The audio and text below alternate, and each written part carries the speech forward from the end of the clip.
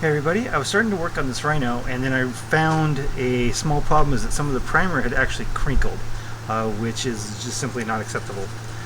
Let's see if I can get a close-up here on what it looks like. Probably not. Now I could strip the whole thing, but it was just primarily these big areas here. So it really isn't that hard to clean up. So what I'm going to do is what's called wet sanding.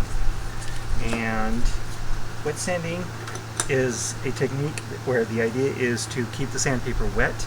It keeps it clean, keeps it lubricated, and it helps remove the sanding dust from the area you're actually working on.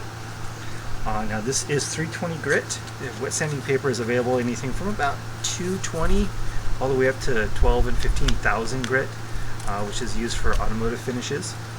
And some people use them on model automotive finishes.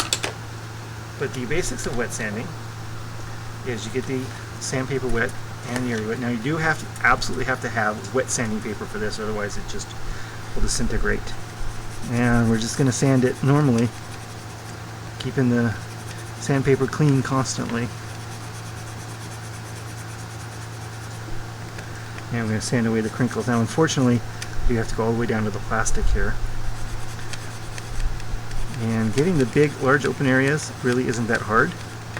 This is, I don't know if I said it, but this is 320. I tried 600, but that wasn't cutting it. It really was taking far too long. And you kind of fold it up in different sizes. And it'll just cut right through the paint. And when it starts to not be so effective, you just toss it out and get another piece. They come in, full-size sheets, 8x11, for anywhere from like 25 to 75 cents each, depending on the grain. So they're really cheap, and when you're working on metals of this scale, it's really not that big a deal. Now the problem comes in when you try and get all the edges and details.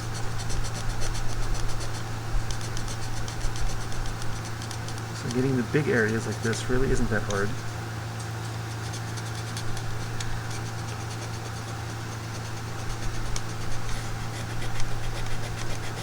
And it goes pretty fast.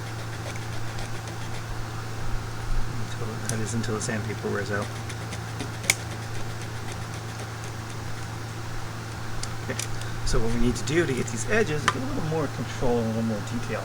And for that we're going to use a little trick that I came up with, which is basically building your own little micro emery boards.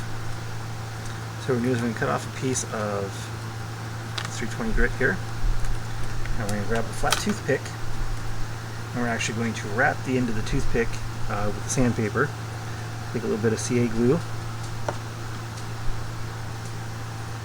This takes a little bit longer than normal to set up because it has to soak through the wood in the toothpick.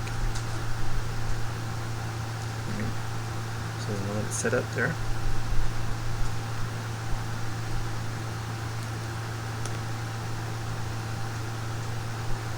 And then we're just going to wrap this around the toothpick.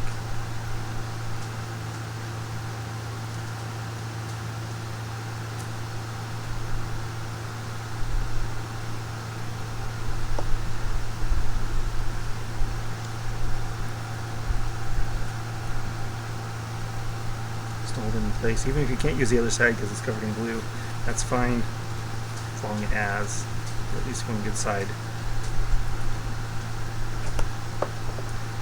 This really isn't going to last very long, so you are going to go through a lot of these in the course of a project probably, but you can use it right away. Some things to consider is that toothpick won't last very long, sandpaper won't last very long because there's not a lot of surface here, and the toothpick, once it starts getting wet, is going to disintegrate pretty quickly. But for doing the edges and stuff, get it wet, we now suddenly have a whole lot of control.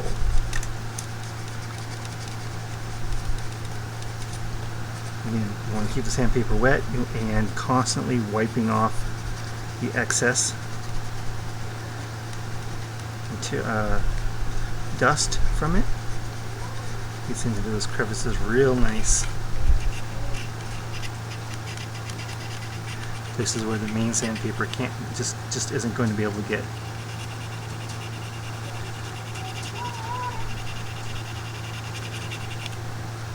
And let's see in here, in between the doors, You can get in here, no problem. You can put it on its edge for even a thinner, especially around the rivets and stuff. Sand this stuff all the way down to the primer, all the way down to the plastic, I mean. And so we can just kind of go around these rivets. A whole lot of control.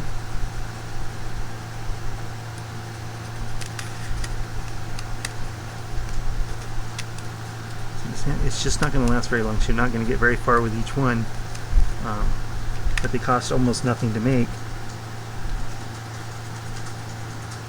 so that really isn't a big issue. And by the time the sandpaper wears out, your toothpick's kind of going to be ready to fall apart anyway. So there we have a nice little trick on how to repair or sand down some wrinkled primer on this Rhino. Of course, there's lots of ways you can use this technique.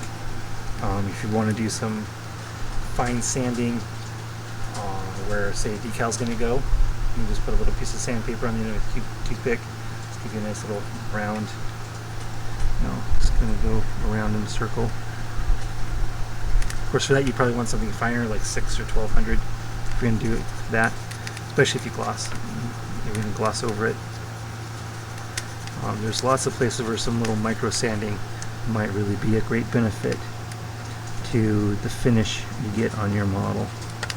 And building your own little teeny tiny toothpick based emery boards is a great way to get that kind of detail. You probably just can't get anywhere else. And even if you could buy something, I mean, why would you buy something that's going to last for a couple minutes and throw it out? When you buy a sheet of sandpaper for $1, a box of toothpicks for $1, you can literally have hundreds of them. So that one's dead already, and so now I need to finish sanding up this Rhino and get it reprimered. So that's going to be my quick how-to for the day. Talk to you guys later.